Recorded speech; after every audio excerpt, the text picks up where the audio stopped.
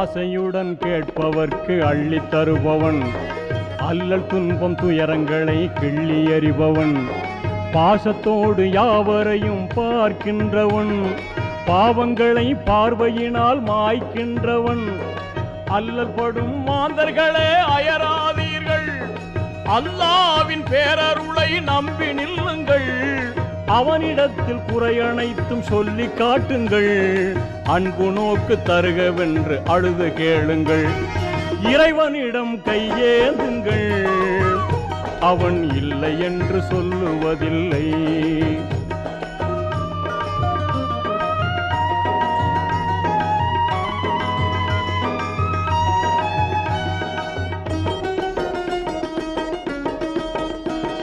தேடும் நேயர் நெஞ்சங்களில் குடியிருப்பவன், தேடாத மனிதருக்கும் உணவளிப்பவன்.